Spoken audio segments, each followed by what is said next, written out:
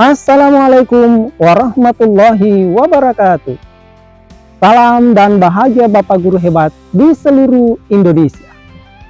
Perkenalkan, saya Muhammad Ilyas, calon guru penggerak angkatan 10 dari UPT SMP Negeri 5 2 Pitue, Kabupaten Cidenren Rapang, Provinsi Sulawesi Selatan. Kali ini saya akan memaparkan demonstrasi kontekstual pada modul 3.1 tentang pengambilan keputusan sebagai seorang pemimpin pembelajaran. Pada tugas demonstrasi kontekstual kali ini, saya akan mewawancarai Kepala SMP Negeri 5 2 Pitue, Bapak Sulaiman SPD MSI, terkait dengan pengambilan keputusan sebagai seorang pemimpin pembelajaran. Dan yang kedua, saya akan mewawancarai Kepala SD Negeri 1 Bila, Bapak Mahmudin SPD, terkait dengan pengambilan keputusan sebagai seorang pemimpin pembelajaran. Selamat menyaksikan.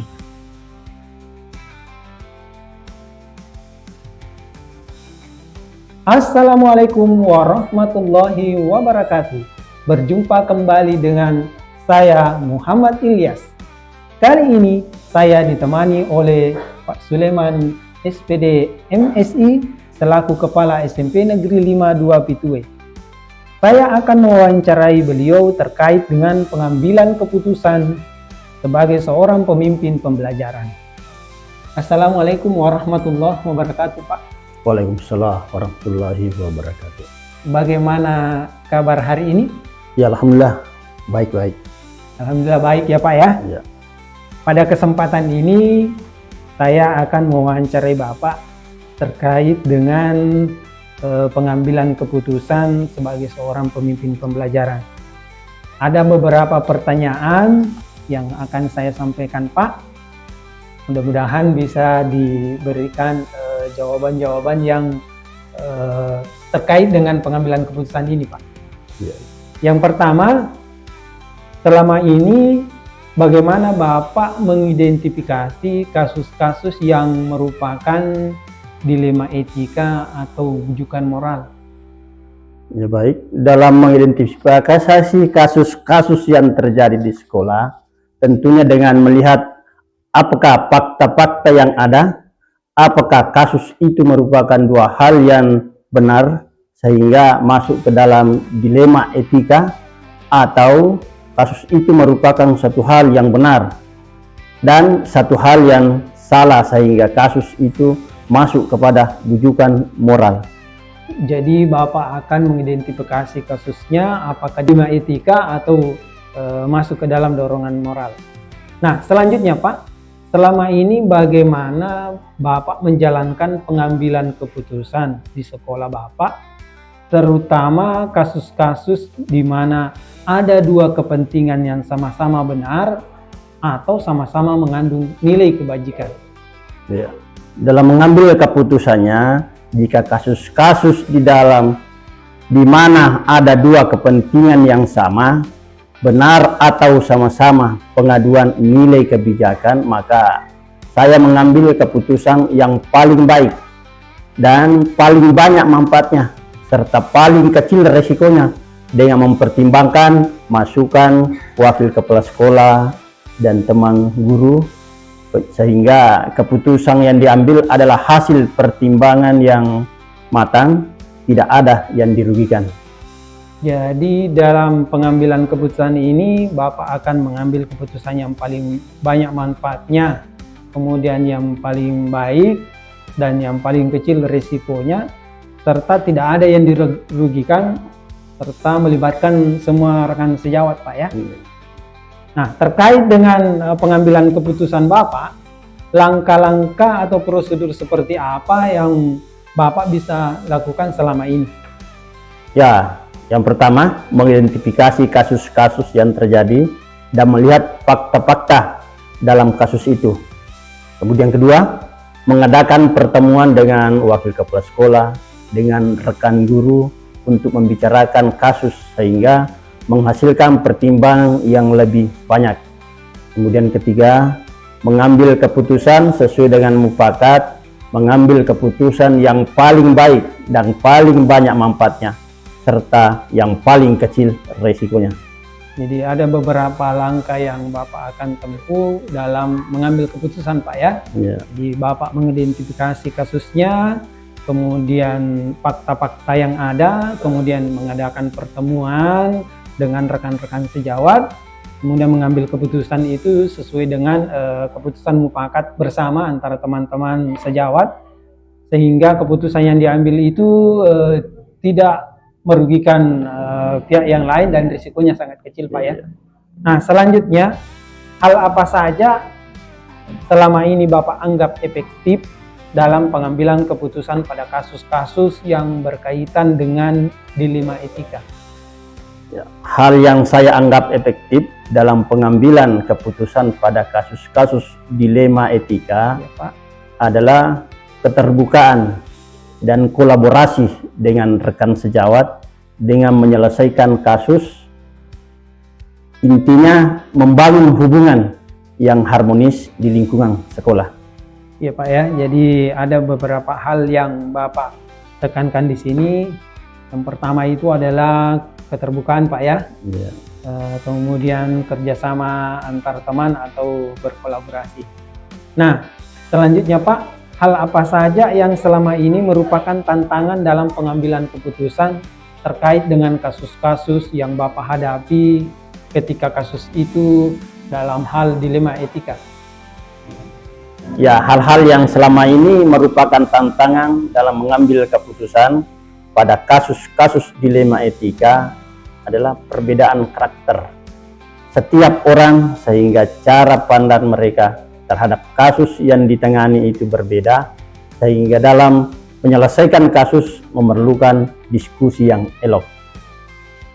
Jadi menurut Bapak tantangan yang biasa Bapak hadapi itu dalam bentuk karakter atau watak yang bermasalah ya Pak ya? Ya. Biasa ada orang yang keras sehingga perlu diskusi-diskusi yang panjang sehingga baru bisa diputuskan ya Pak. Kemudian selanjutnya, apakah Bapak memiliki jadwal tertentu dalam sebuah penyelesaian kasus dilema etika? Apakah Bapak langsung menyelesaikan di tempat atau memiliki sebuah jadwal untuk menyelesaikannya? Bentuk apa dan prosedur setiap apa yang Bapak jalankan? Ya, kasus-kasus yang terjadi di sekolah biasanya tidak terduga, sehingga waktunya pun itu tidak tentu. Namun untuk menyelesaikan kasus harus ditangani secepatnya dengan mempertimbangkan apakah kasus itu memerlukan penanganan yang membutuhkan atau melihat teman sejawat, orang tua siswa, sehingga kita perlu menjadwalkan untuk mengadakan pertemuan untuk menyelesaikan kasus tersebut. Oh ya Pak ya. Jadi ada dua hal yang Bapak garis bawahi di sini. Yang pertama itu kalau kasusnya bisa diselesaikan secara cepat, maka kasusnya diselesaikan secara cepat. Namun ketika kasus itu rumit, kompleks, sehingga membutuhkan bantuan atau masukan dari rekan atau orang tua siswa, itu perlu penjadwalan ulang sehingga waktu yang diperlukan itu pun untuk menyelesaikan lebih lama Pak ya.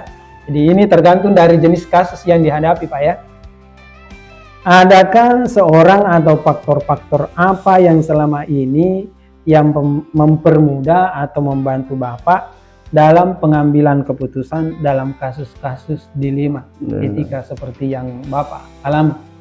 Ya, faktor-faktor yang selama ini mempermudah atau membantu saya dalam pengambil keputusan dalam kasus-kasus dilema etika adalah hubungan yang harmonis antara rekan sejawat dalam lingkungan sekolah.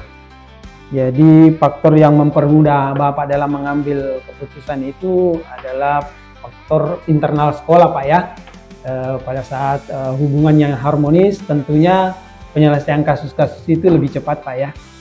Nah, selanjutnya dari pembicaraan kita hari ini Pak, apa yang bisa Bapak petik dari pengalaman-pengalaman Bapak dalam mengambil keputusan kasus-kasus yang berada pada posisi dilema etika?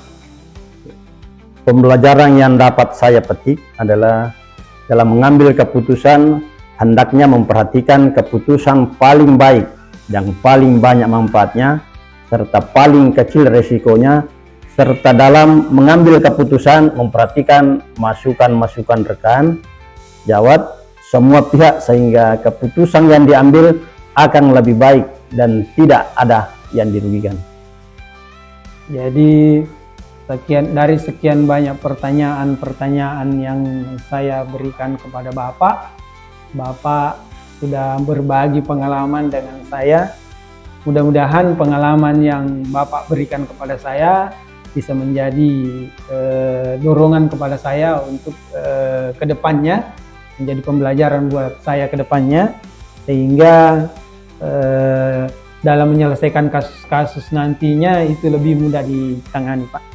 Terima kasih banyak, Pak, telah meluangkan waktunya dapat berbincang-bincang dengan saya terkait dengan pengambilan keputusan sebagai pemimpin pembelajaran. Sekali lagi terima kasih banyak, Pak, ya. Oh, ya. Demikianlah perbincangan kami dengan Bapak Kepala Sekolah SMP Negeri 52 Pitue. Cukup sekian. Wassalamualaikum warahmatullahi wabarakatuh.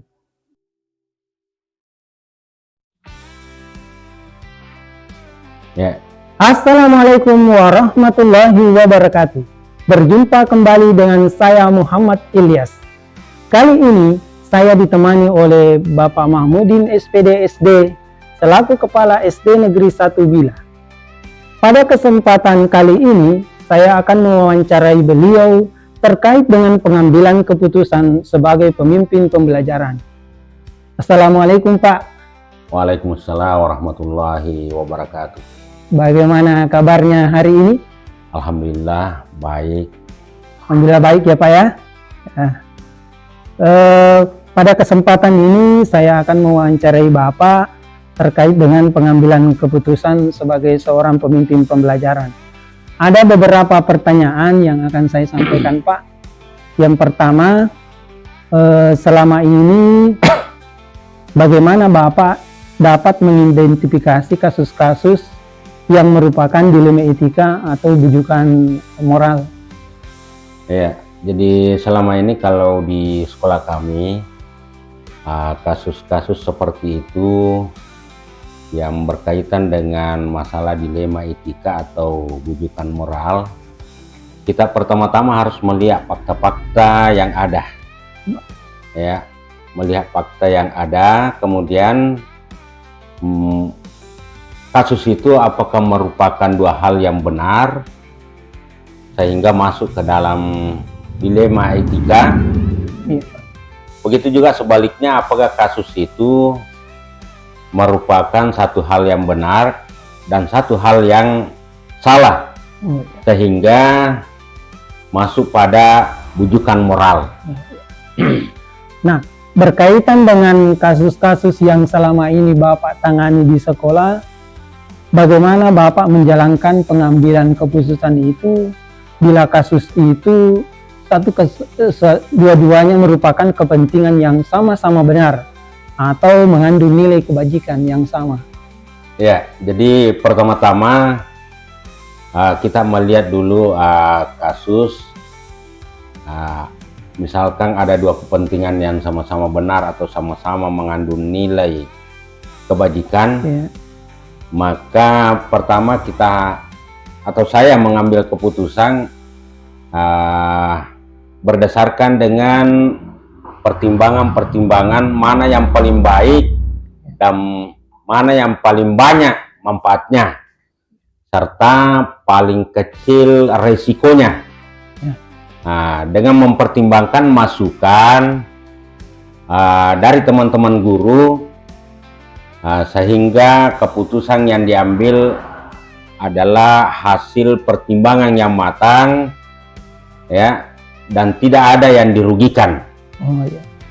Jadi Bapak dalam mengambil keputusan itu, jika kasusnya dalam hal memenuhi semua yang benar, misalnya dua-duanya benar, maka Bapak akan mengambil keputusan yang paling banyak manfaatnya, ya.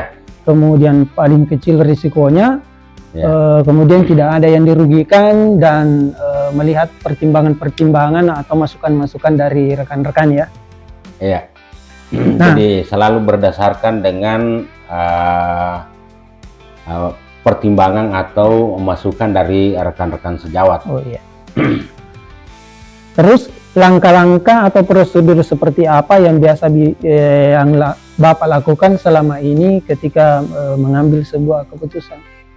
Ya, jadi selama ini untuk sebelum mengambil suatu keputusan, kalau melihat kasusnya kita harus pertama saya mengidentifikasi kasus yang ada. Iya. Kemudian setelah itu saya harus melihat fakta-fakta dalam kasus itu. Kemudian setelah itu baru biasa saya mengadakan suatu pertemuan atau memanggil teman atau rekan guru, iya, untuk membicarakan kasus-kasus yang telah kami identifikasi tadi dengan berdasarkan fakta-fakta yang ada, sehingga menghasilkan pertimbangan yang lebih banyak. Nah, kemudian dalam mengambil satu keputusan itu sesuai dengan hasil pertemuan kami dengan teman-teman guru atau rekan sejawat. Jadi berdasarkan dengan mufakat, ya, mengambil keputusan yang paling baik dan dianggap paling banyak manfaatnya serta paling kecil risikonya. Oh iya. Jadi ada beberapa langkah yang Bapak lakukan ya. Yang pertama Bapak mengidentifikasi kasus, kemudian fakta-faktanya, kemudian melakukan pertemuan dengan rekan-rekan guru terkait dengan penyelesaian kasusnya. Kemudian langkah yang ketiga dalam mengambil keputusan itu Bapak senantiasa mempertimbangkan yang paling banyak manfaatnya, kemudian hal itu sangat kecil risikonya. Ya, kecil risikonya. Ya. Nah, dalam mengambil keputusan seperti itu, hal apa saja yang Bapak anggap efektif dalam pengambilan keputusan pada kasus dilema etika? Jadi biasa dalam mengambil keputusan pada kasus-kasus dilema etika, ya, yang pertama keterbukaan dan kolaborasi. Iya. Ya, artinya kerjasama dengan rekan sejawat dalam menyelesaikan kasus. Intinya kita harus membangun hubungan yang harmonis di lingkungan sekolah. Ya. Berarti ada beberapa hal yang membuat pengambilan keputusan itu bisa efektif ya Pak ya. Yang pertama itu adalah keterbukaan, kemudian kerjasama atau kolaborasi dengan teman. Kemudian hal apa saja selama ini merupakan tantangan dalam pengambilan keputusan ketika Bapak menghadapi kasus-kasus berkaitan dengan dilema etika? Ini hal yang sangat riskan sekali karena terkadang perbedaan karakter setiap orang sehingga cara pandang mereka terhadap kasus yang ditangani misalkan di dalam berbeda, sehingga dalam penyelesaian kasus memerlukan diskusi atau pembicaraan yang elok. Artinya harus ada diskusi yang lebih intens untuk menyelesaikan kasus seperti ini, karena terkadang perbedaan karakter itu setiap orang di dalam memandang kasus itu sendiri. Iya. Jadi tantangan yang biasa Bapak hadapi adalah perbedaan karakter Pak ya? Ya. Nah, selanjutnya Pak, apakah Bapak memiliki sebuah jadwal tertentu dalam sebuah penyelesaian kasus dilema etika? Apakah Bapak langsung menyelesaikan di tempat atau memiliki sebuah jadwal untuk menyelesaikannya? Ya, tergantung dari kasusnya. Ya, tergantung dari kasusnya. Biasanya ada kasus yang tidak terduga, sehingga waktunya pun itu tidak tentu. Namun untuk penyelesaian kasus harus ditangani secepatnya. Dengan kita harus mempertimbangkan apakah kasus itu perlu penanganan yang membutuhkan atau melibatkan teman sejawat, untuk berdiskusi atau orang tua siswa, sehingga kita perlu menjadwalkan untuk mengadakan pertemuan untuk menyelesaikan kasus itu. Jadi ini Pak tergantung dari kasusnya, apakah memang kasus itu perlu diselesaikan secepatnya atau perlu penjadwalan untuk selanjutnya. Jadi tergantung dari kasusnya Pak ya. Selanjutnya Pak, adakah seorang atau faktor-faktor apa yang selama ini mempermudah dan membantu Bapak dalam pengambilan keputusan terkait dengan kasus-kasus yang termasuk ke dalam dilema etika ini Pak? Ya, jadi kalau berbicara masalah orang-orang atau ada yang membantu dalam pengambilan keputusan dalam kasus-kasus dilema etika, sebenarnya ini tergantung dari hubungan dari lingkungan sekolah itu, apakah hubungan kita harmonis antara rekan sejawat dalam lingkungan sekolah. Karena rekan sejawat ini di lingkungan sekolah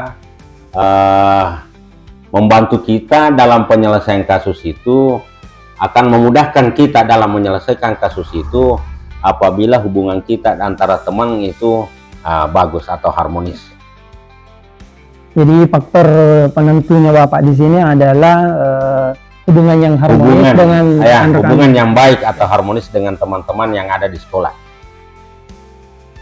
Nah, dari pembicaraan kita tadi ini Pak, kira-kira apa pembelajaran yang Bapak bisa petik dari pengalaman Bapak dalam mengambil keputusan pada kasus-kasus seperti kasus yang dilema etika ini Pak? Ya, jadi dalam pengambilan keputusan itu hendaknya selalu memperhatikan keputusan yang paling baik, ya, keputusan yang paling baik dan paling banyak manfaatnya, ya, serta paling kecil resikonya. Jadi saya ulangi bahwa pengambilan keputusan selalu berdasarkan dengan